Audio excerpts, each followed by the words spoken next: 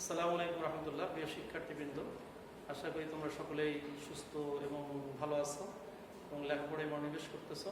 আমি গতদিন তোমাদেরকে চ্যাপ্টার 3 যে পড়ানো হয়েছে, আমি উপলব্ধি করতে পারছি যে একদিনে এক চ্যাপ্টার শেষ করা আসলেই কষ্টকর। এই জন্য তোমাদেরকে কিছু সাহায্যের জন্য আমি কিছু কোশ্চেন দিয়েছি। এই কোশ্চেনগুলো তোমরা সলভ করার চেষ্টা করবে, যে এই চ্যাপ্টারে কী কী ধরনের কোশ্চেন থাকে। তোমরা দেখতে পাচ্ছ এই ক বিভাগের, খ বিভাগের এবং গ বিভাগের এই কোশ্চেনগুলো তোমরা একটু সলভ করে নেওয়ার চেষ্টা করবে।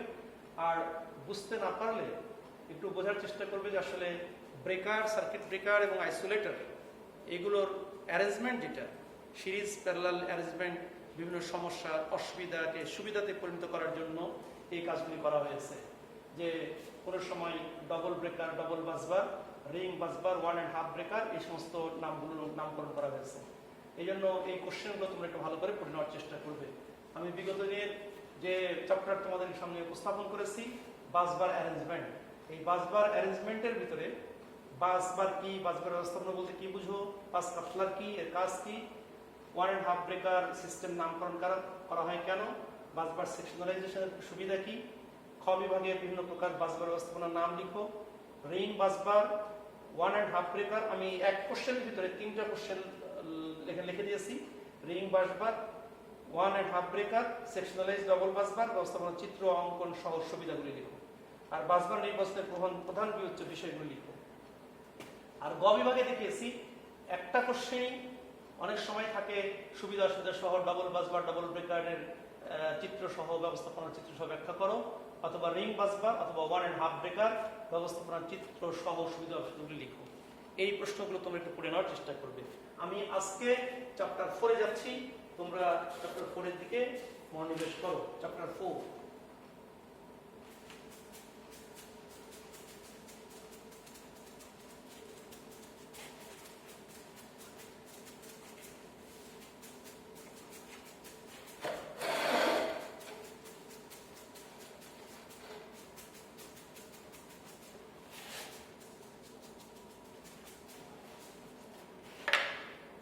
চ্যাপ্টার 4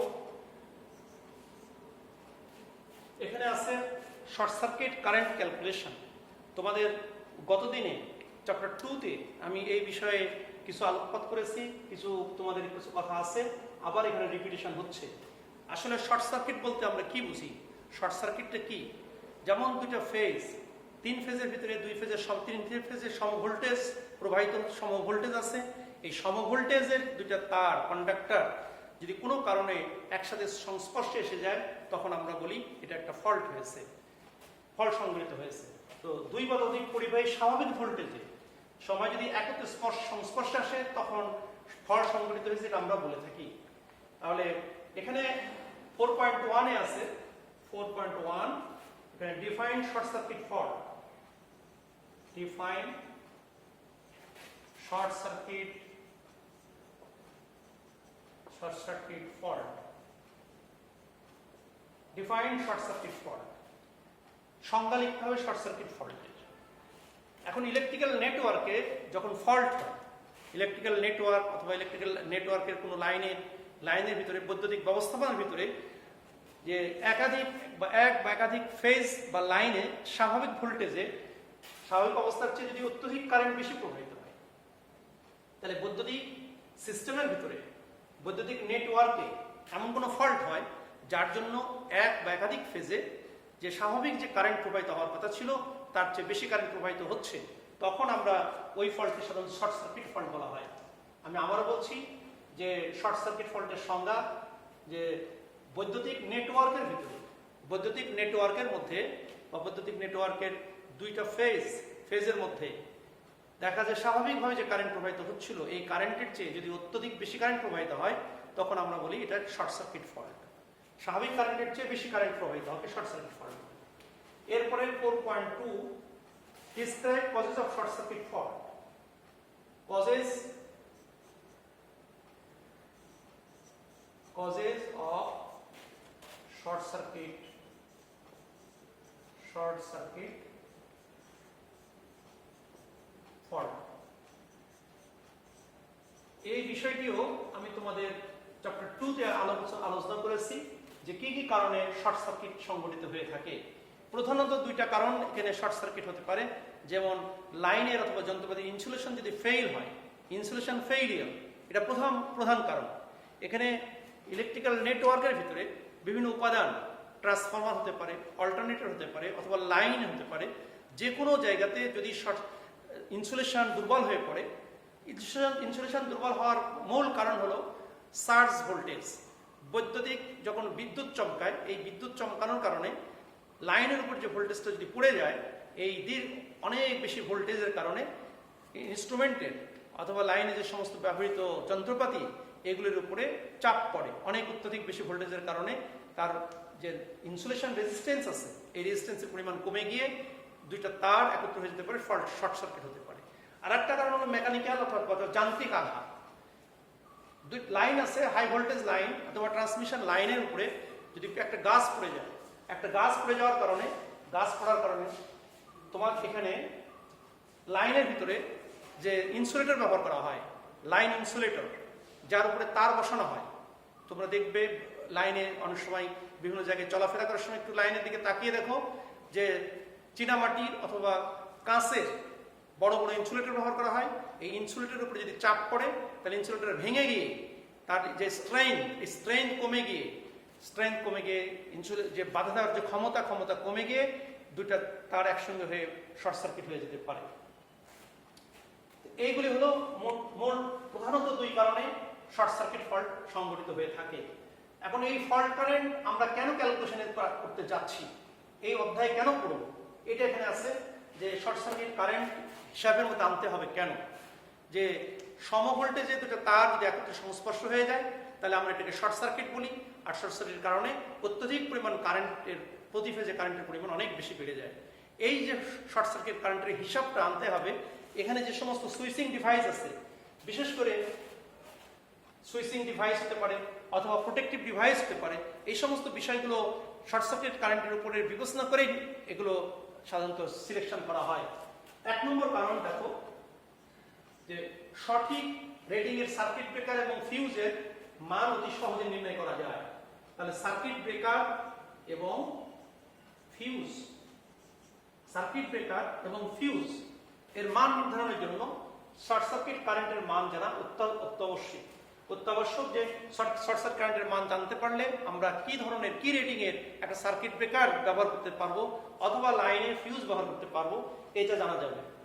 এরপরে শর্ট সার্কিট কারেন্টের জন্য কারেন্ট লিমিটিং রিঅ্যাক্টর ব্যবহার করা হয়। কারেন্ট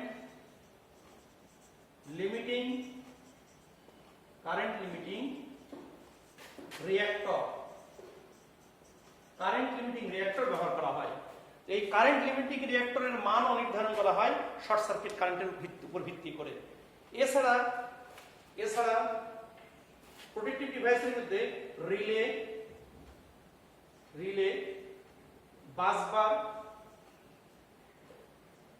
বাসবার, সিটি, পিটি এর সাইজ এবং রেটিং নির্ধারণ করার ক্ষেত্রেও এই শর্ট সার্কিট কারেন্টের মান জানা অত্যাবশ্যক। যে আমি কি ধরনের এখানে রিলে ব্যবহার করব, বাসবার ব্যবহার করব, কারেন্ট ট্রান্সফরমার, পটেনশিয়াল ট্রান্সফরমার ব্যবহার করতে হবে, এটা জানা যায়। এছাড়া প্রোটেক্টিভ ইকুইপমেন্টের ধরন, প্রোটেক্টিভ ইকুইপমেন্ট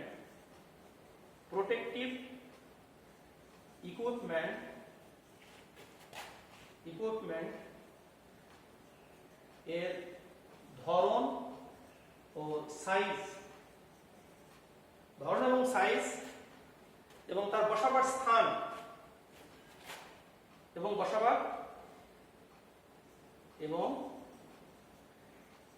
এই প্রোটেক্টিভ ইকুইপমেন্ট বসাবার স্থান নির্বাচন করা যায়। তাহলে আমরা এখানে দেখতে পাচ্ছি যে সঠিক মানের সার্কিট ব্রেকার এবং ফিউজের নির্ধারণের জন্য, ফিউজ মানের জন্য শর্ট সার্কিট কারেন্টের মান জানা দরকার। যে শর্ট সার্কিট কারেন্টের মান জানার জন্য এই জন্য জানতে হবে যে সঠিক মানের সার্কিট ব্রেকার এবং ফিউজ ব্যবহার করতে হবে, কারেন্ট লিমিটিং রিঅ্যাক্টর ব্যবহার করতে হবে, যে কারেন্ট লিমিটিং রিঅ্যাক্টরটা শর্ট সার্কিট কারেন্টকে প্রতিহত করতে পারে।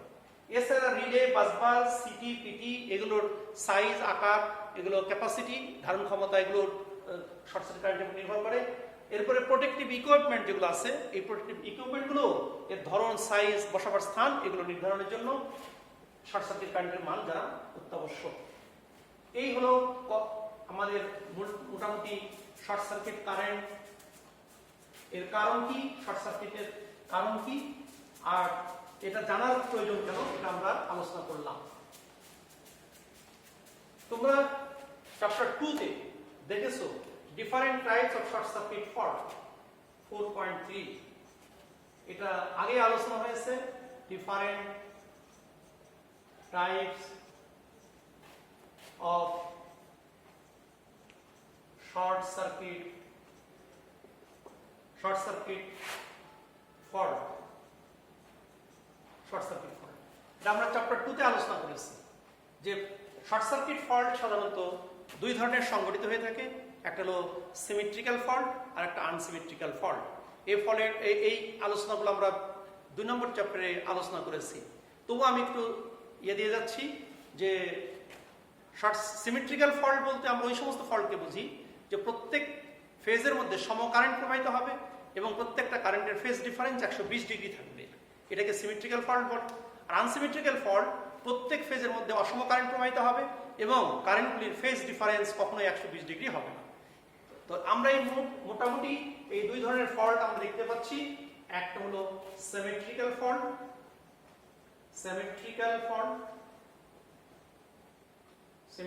ফল্ট, দুই নম্বর হলো আনসিমেট্রিক্যাল ফল্ট,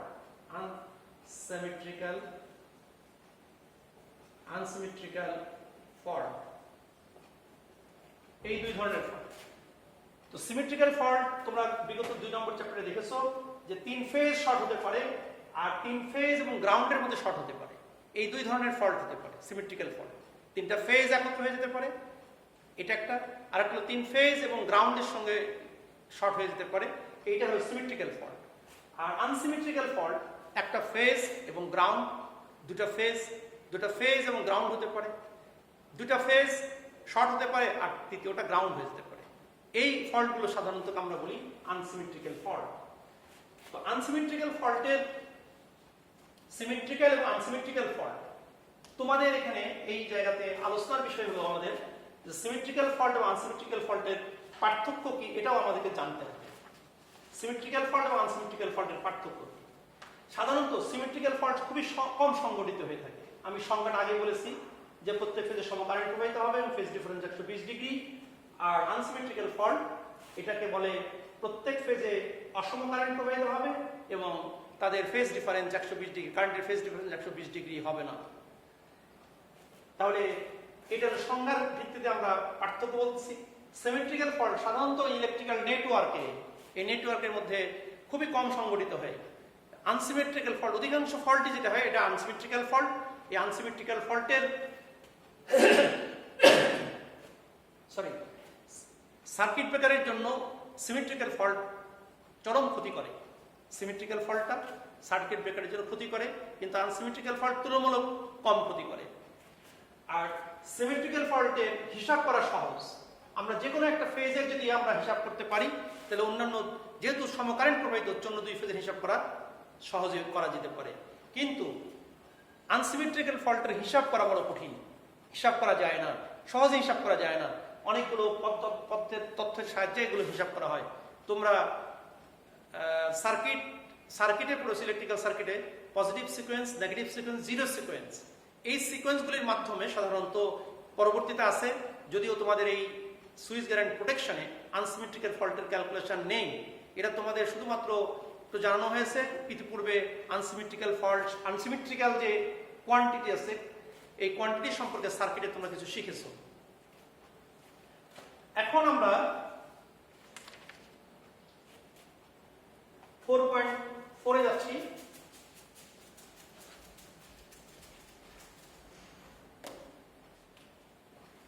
4.4 এখানে আছে এই সিমেট্রিক্যাল ফল্ট ক্যালকুলেশনের জন্য যে ধাপগুলো আমাকে বের করতে হবে বা জানতে হবে, এই চ্যাপ্টারের অঙ্ক পরীক্ষায় তোমাদের থাকে।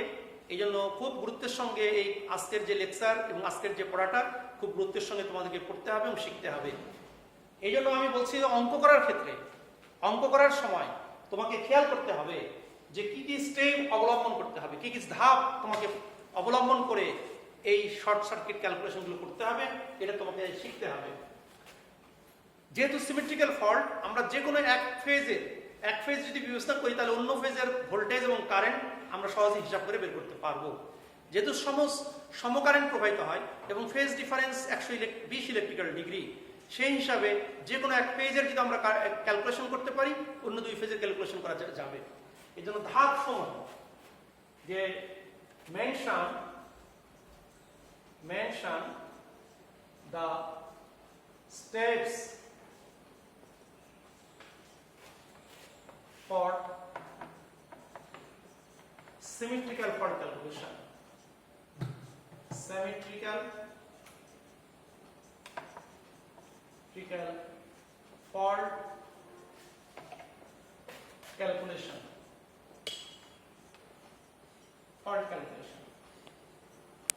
কি কি ধাপ, step for symmetrical fault calculation. এখানে আমাদেরকে বুঝতে হবে কি কি ধাপ আমাদেরকে অবলম্বন করতে হবে, একটার পর একটা স্টেপ বাই স্টেপ কোন ধাপের পর কি করতে হবে, এই জিনিসগুলো আমি তোমাদেরকে এখানে বলতে চাচ্ছি। একটা হলো লাইনের বিভিন্ন উপাদান থাকে। লাইনের উপাদানগুলির ভিতরে একটা হলো অল্টারনেটর,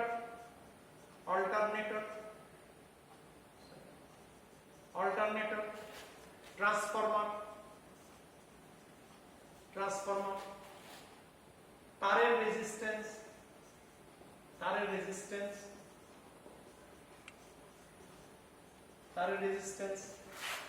রিঅ্যাকট্যান্স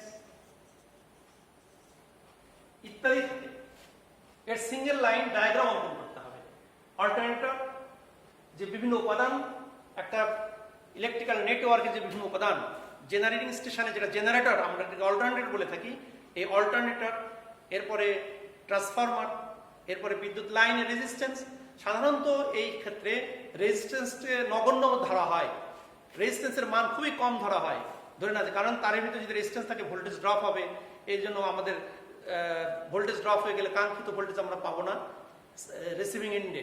এই জন্য সাধারণত করা হয় কি, রেজিস্ট্যান্স লেস করার চেষ্টা করা হয়। তারের রেজিস্ট্যান্স নাই বললেই চলে। কোনো কোনো ক্ষেত্রে তারের রেজিস্ট্যান্সকেও ক্যালকুলেশন নিয়ে আসা হয়। এই জন্য তার রেজিস্ট্যান্স এবং রিঅ্যাকট্যান্স এর সিঙ্গেল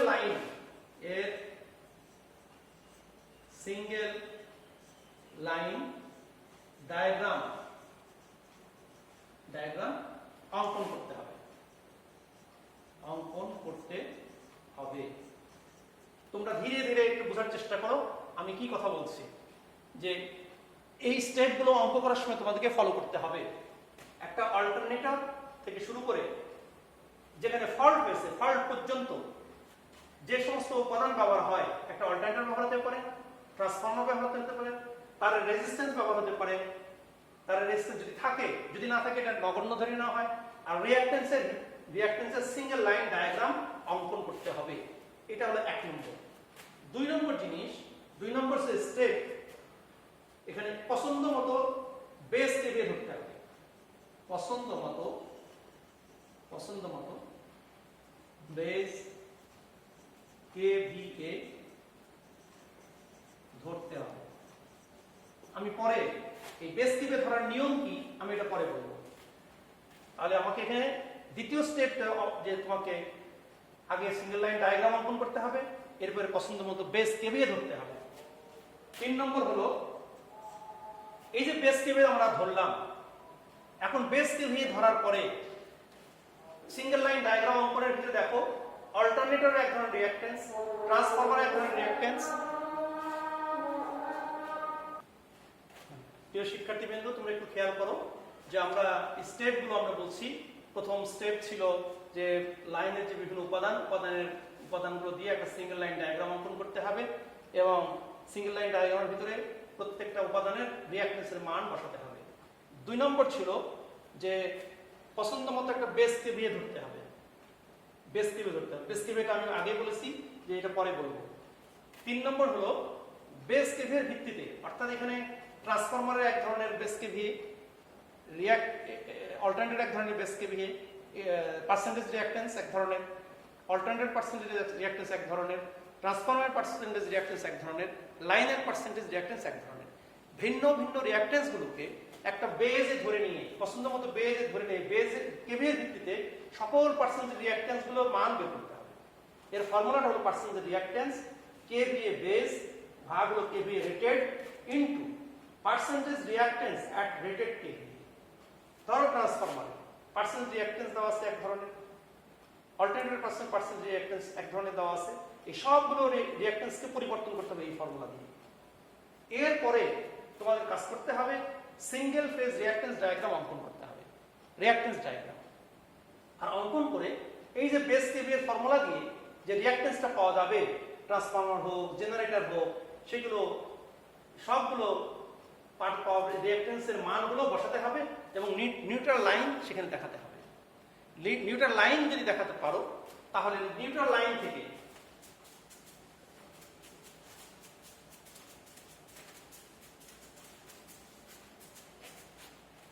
আমাদের হিসাব করে আমরা টোটাল রিঅ্যাকটেন্সের মানটা আমরা বের করতে পারবো। যে এরপরে দেখো এবার ফল্ট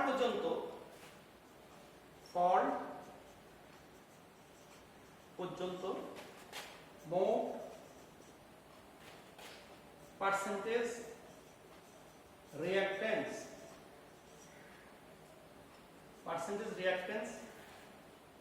বের করতে হবে। এর নিয়ম হলো যে সিরিজ অথবা প্যারালাল, সিরিজ এবং প্যারালাল। এই যে পার্সেন্টেজ রিঅ্যাকটেন্সটা তুমি আঁকবে এবং নিউট্রাল লাইন দিবে, তখন দেখবে যে পার্সেন্টেজ রিঅ্যাকটেন্স গুলো অল্টারনেটরের, ট্রান্সফরমারের এবং লাইনের ফল্ট পর্যন্ত হিসাব করতে গিয়ে কিছু অংশ সিরিজ হচ্ছে, কিছু অংশ প্যারালাল হচ্ছে এবং কিছু অংশ মিশ্র হচ্ছে। সিরিজ প্যারালাল করে মোট পার্সেন্টেজ রিঅ্যাকটেন্সটা বের করতে হবে। এরপরে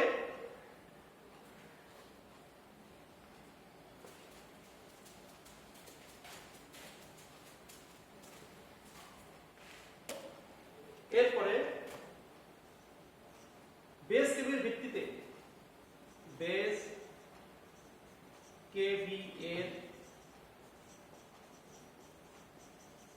ভিত্তিতে ফুল লোড কারেন্ট বের করে, ফুল লোড কারেন্ট বের করে এবং ফল্ট বিন্দুর ফুল লোড কারেন্ট বের করতে হবে এবং ফল্ট বিন্দু পর্যন্ত ফল্ট বিন্দুর স্বাভাবিক ভোল্টেজ জানতে হবে। হতে পারে একটা ফিডারে কোনো জায়গায় ফল্ট হয়ে গেছে, শর্ট সার্কিট ফল্ট। এখন ফিডারের আগে বাসবার হতে পারে, অথবা বাসবার ভোল্টেজ হতে পারে, অথবা ফিডারের ভোল্টেজ কত ছিল এটা তোমাকে জানতে হবে। এই মোটামুটি স্টেপ অনুসরণ করতে। এরপরে কতগুলো ফল্ট, এরপরে কতগুলো সূত্র আছে, সূত্র দিয়ে আমরা কতগুলো সূত্র ব্যবহার করতে হবে। নিম্নের সূত্রগুলো ব্যবহার করতে হবে। এখানে বেস কেভিএর ভিত্তিতে ফুল লোড কারেন্ট বের করার ফর্মুলা যেটা, আমি IFL সমান হলো KVA বেস ভাগ √3 VL। এটা হলো full load current KVA base কেভিএর ভিত্তিতে ফুল লোড কারেন্টের মানটা বের করা। এখন আমি তোমাদের সূত্রগুলো লিখতেছি। এই সূত্রগুলো দিয়ে আমাদের এই সিমেট্রিক্যাল ফল্ট ক্যালকুলেশন গুলো করতে হবে। এই সূত্রগুলো তোমাদের মুখস্থ রাখতে হবে এবং সূত্রগুলোকে দিয়ে প্র্যাকটিসও করতে হবে।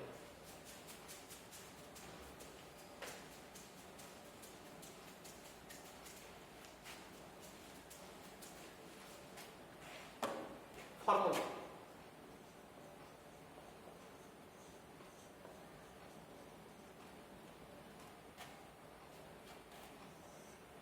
I S is IFL into 100 ভাগ percentage reactance total.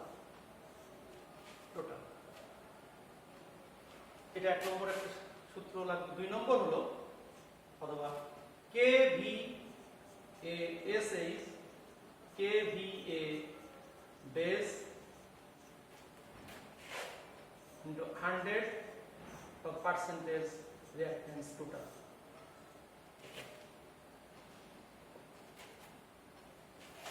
KVA says KVA base 100 by percentage reactance X3. কোন কোন ক্ষেত্রে দেখা যায় যে ট্রান্সফরমার হতে পারে অথবা লাইনের রিঅ্যাকট্যান্স দেওয়া আছে ইন ওহমে। এই ইন ওহমকে তোমাকে পার্সেন্টেজ রিঅ্যাকট্যান্সে নিতে হবে। পার্সেন্টেজ রিঅ্যাকট্যান্সে নিয়ে তারপরে টোটাল রিঅ্যাকট্যান্সের মানটা বের করতে হবে। এর জন্য পার্সেন্টেজ রিঅ্যাকট্যান্স সমান হলো KVA into X 10 kV square। এখানে X হলো in ohm, X reactance in ohm. যদি ওহমে দেওয়া থাকে, কোন উপাদানের রিঅ্যাকট্যান্সের মান যদি ওহমে দেওয়া থাকে, তাহলে এই ফর্মুলা ব্যবহার করে তোমাকে পার্সেন্টেজ রিঅ্যাকট্যান্সের মানটা বের করতে হবে। আচ্ছা, যদি রেজিস্ট্যান্সের মান দেওয়া থাকে, percentage resistance IFL into R, মনে করো লাইনের দেওয়া আছে RL লিখছি আমরা, রেজিস্ট্যান্স ইন লাইন, আর একটা হলো ভি। এই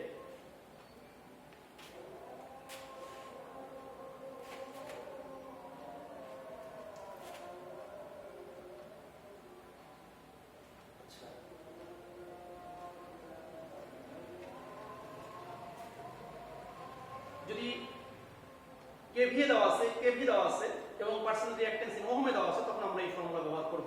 এটা আরেকটা ফর্মুলা আছে, আরেকটা ফর্মুলা হলো percentage reactance at base KVA সমান KVA বেস ভাগ KVA rated into percentage reactance at rated KVA। এটা ফর্মুলাটা আমি আগে লিখেছি। তোমাদের 3 নম্বর যেটা বেস কেভিএর ভিত্তিতে সকল উপাদানের শতকরা রিঅ্যাকট্যান্সের মান বের করতে হবে, ওইখানেও আমি লিখে দিয়েছি যে percentage reactance at base KVA base ভাগ KVA rated into percentage reactance at rated KVA। মনে করো ট্রান্সফরমারের পার্সেন্টেজ রিঅ্যাকট্যান্স দেওয়া আছে একরকম, অল্টারনেটিভ দেওয়া আছে, লাইনের দেওয়া আছে ভিন্ন ভিন্ন ধরনের। আমি সবগুলোকে লাইন, ট্রান্সফরমার, অল্টারনেটর এই তিনটারই বেস কেভিএ রিঅ্যাকট্যান্সের মান বের করতে হবে। এর formula percentage reactance at base KVA base ভাগ KVA rated into percentage reactance at rated KVA। আরেকটা সূত্র আছে, কোন কোন ক্ষেত্রে ব্যবহার হবে, ISC ভাগ হলো ভোল্টেজ ভাগ রিঅ্যাকট্যান্স, এটাও হতে পারে। এই মোটামুটি এই সূত্রগুলো ব্যবহার করে এবং স্টেপগুলোকে ব্যবহার করে আমাদের এই সিমেট্রিক্যাল ফল্ট ক্যালকুলেশন এর মান বের করতে হবে। কোন কোন সময় পরীক্ষায় এখান থেকে এই যে ফর্মুলাগুলো লিখলাম, এই ফর্মুলাগুলোর ভিতর থেকে কিছু কোশ্চেন থাকে।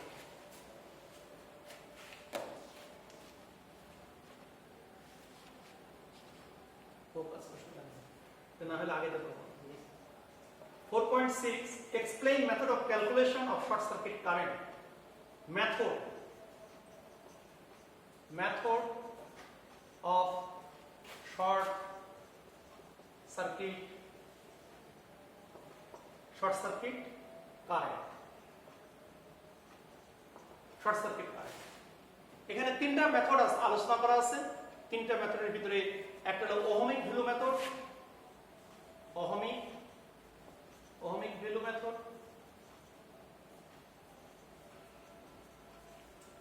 দুই নম্বর হলো per unit method, আরেকটা হলো percentage reactance method। এই দুটো মেথড আমরা সাধারণত তেমন একটা ব্যবহার করি না, সবচেয়ে বেশি ব্যবহার করা হয় পার্সেন্টেজ রিঅ্যাকট্যান্স মেথড। আমি এটাই আলোচনা করব, যেহেতু আসলে আমরা অনলাইনে ক্লাস নিচ্ছি, তোমাদের যদিও বুঝতে অসুবিধা হচ্ছে, অনেক ক্ষেত্রেই সমস্যার সৃষ্টি হচ্ছে, এই জন্য আমরা দুঃখিত যে এই দুঃসময়ের ভিতরে আমরা যে অনলাইনে ক্লাস নিচ্ছি, এই ক্লাস নেওয়ার থেকে যতটুকু তোমরা শিখতে পারতেছো, এই শিক্ষার আরো ভালো হোক, এটা আমি আশা করি। এখন এই জন্য এখানে পার্সেন্টেজ রিঅ্যাকট্যান্স মেথডটাই আমি আলোচনা করব। এই দুটো মেথড যখন যদি আল্লাহ করেন কোনো সময় ক্লাসে উপস্থিত হতে পারো, পরে আবার আমরা এটা ফিজিক্যালি দেখানোর চেষ্টা করব। তাহলে আমাদের এই ক্যালকুলেশনের জন্য পার্সেন্টেজ রিঅ্যাকট্যান্স মেথড এটাই সাধারণত ব্যবহার করা হয়। Percentage reactance method, percentage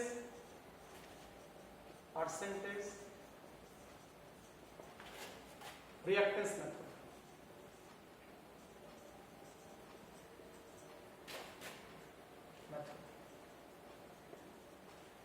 percentage reactance method, এটা আসলে কি? পার্সেন্টেজ রিঅ্যাকট্যান্স মেথড এখানে বলছে যে it is the percentage of the total phase voltage drop in the circuit when full load current is provided।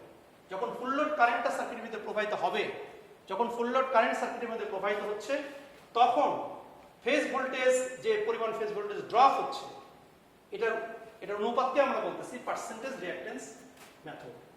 অর্থাৎ পার্সেন্টেজ রিঅ্যাকট্যান্স x সমান হলো full load voltage into x ভাগ হলো ভিপি হলো percentage. এখানে খেয়াল করো, IFL হলো full load current, full load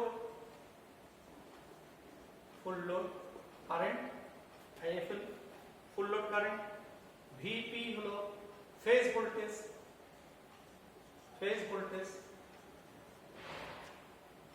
x হলো রিঅ্যাকট্যান্স ইন ওহম।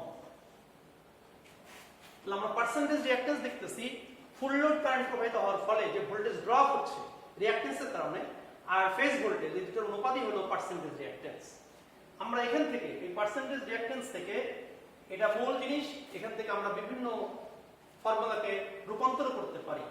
যেমন দেখো এখান থেকে আমরা পাই, এটা যদি সমীকরণ 1 হয়, এখান থেকে আমরা সমাধান করতে চাই, তাহলে পার্সেন্টেজ রিঅ্যাকট্যান্স ইনটু ভিপি ভাগ হলো IFL ইনটু 100।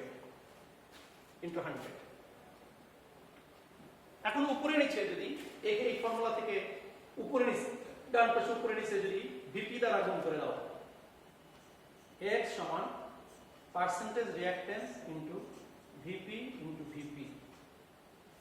ভাগ হলো IFL ইনটু ভিপি ইনটু 100। উভয় ক্ষেত্রে লব এবং হরে ভিপি দ্বারা গুণ করলাম। এরপর আবার উভয়কে এখানে 1000 দিয়ে ভাগ করে দাও। আমি একটু উপরে লিখি,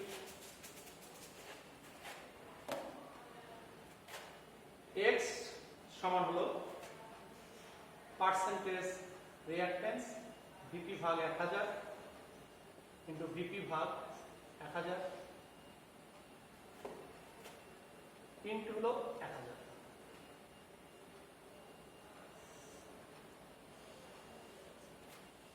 এখানে হলো IFL ইনটু ভিপি ভাগ 1000 ইনটু হলো 100।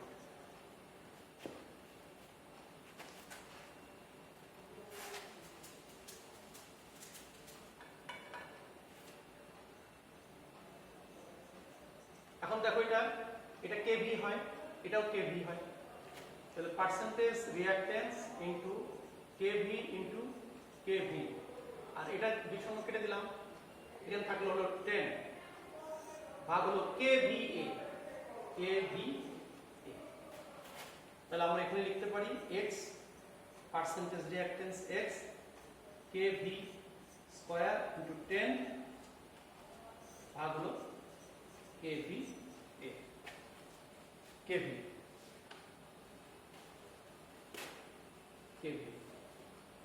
এখানে আবার এরকম লেখা যায় percentage reactance x KVA into x ভাগ হলো 10 KV স্কয়ার।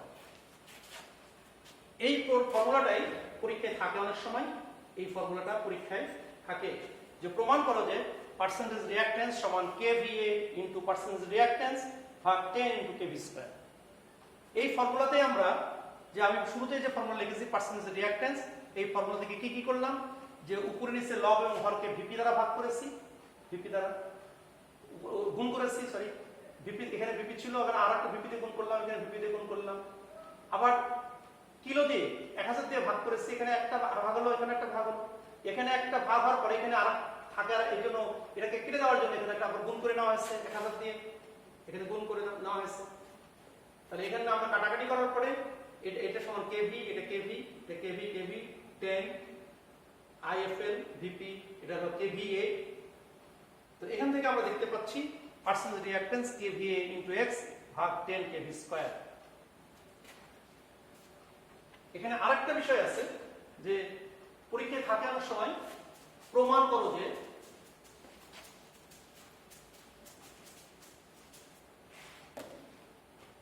যে শর্ট সার্কিট কারেন্ট সমান ফুল লোড কারেন্টের 100 ভাগ পার্সেন্টেজ রিঅ্যাকট্যান্স, এত গুণ। প্রমাণ করো যে, এটাই পরীক্ষা থাকে, প্রমাণ করো যে শর্ট সার্কিট কারেন্টের মান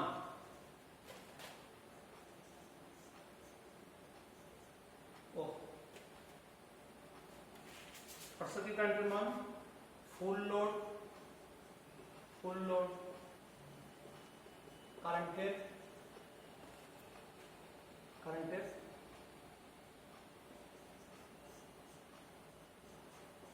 এত গুণ। এটা প্রমাণ করে যে শর্ট সার্কিট কারেন্ট মান ফুল লোড কারেন্টের এত গুণ। আমরা এখান থেকে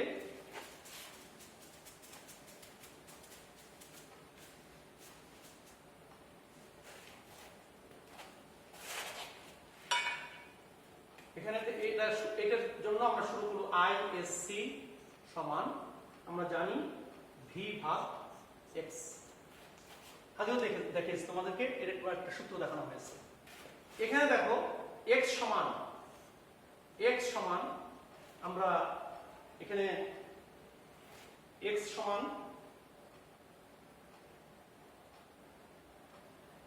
আমরা ফর্মুলা লিখেছি যে পার্সেন্টেজ রিঅ্যাকট্যান্স ইনটু V ভাগ হলো IFL ইনটু 100। এটা কিন্তু আমরা আগেই জানি। এখন এখানে মান বসিয়ে দাও, V সমান এটা মান X এর মান বসিয়ে দাও, V ভাগ percentage reactance X into V ভাগ IFL ইনটু 100।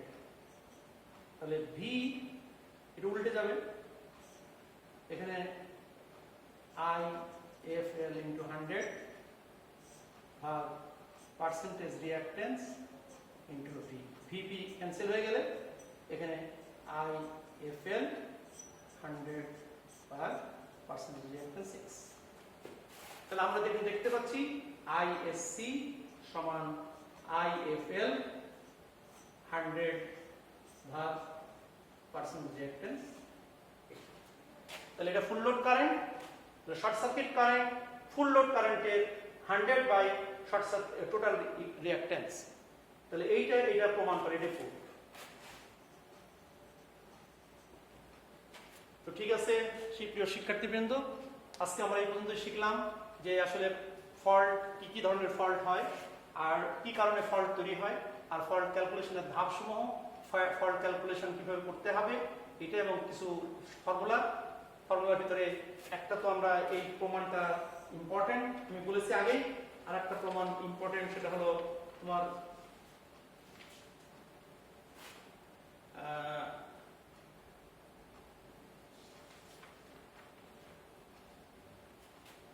পার্সেন্টেজ রিঅ্যাকট্যান্স সমান KVA ইন্টু x ভাগ হলো 10 KV স্কয়ার। এই একটা ফর্মুলা এবং এই একটা ফর্মুলা, এগুলো পরীক্ষায় অনেক সময় পরীক্ষায় থাকে। তাহলে এই পর্যন্ত আজকে থাকলো। আগামী দিনে ইনশাআল্লাহ আগামী সপ্তাহে তোমাদেরকে আবার আমরা পরের সপ্তাহে দেখাবো যে আসলে ফল্ট ক্যালকুলেশন কিভাবে করতে হয়। ফল্ট ক্যালকুলেশনের দ্বারা এই যে স্টেপগুলো অনুসরণ করে ফর্মুলার মাধ্যমে আমরা total short circuit current, short circuit KVA আমরা এগুলো বের করব। এই ফর্মুলাগুলো তোমাদেরকে আয়ত্তে আনতে হবে এবং ফর্মুলাগুলো মুখস্থ রাখতে হবে। কখন কোনটা একেবারে ইজি, অঙ্কগুলো খুবই সহজ। এই চ্যাপ্টার থেকে অঙ্ক একটা পরীক্ষায় থাকবেই, এই জন্য এই অঙ্কটা তোমাদের পারতেও হবে। এরকম মানসিকতা নিয়ে আমি আশা করি তোমরা এই ফর্মুলাগুলোকে আয়ত্ত আনার চেষ্টা করবে এবং মুখস্থ করার চেষ্টা করবে। আগামী সপ্তাহে ইনশাআল্লাহ এই ফর্মুলার সাহায্যে এবং স্টেপগুলো অনুসরণের মাধ্যমে আমরা অঙ্ক করার চেষ্টা করব। তোমরা ভালো থাকো, সুস্থ থাকো, আশা করি এই আশাবাদ ব্যক্ত করে শেষ হয়েছে। আল্লাহ হাফেজ।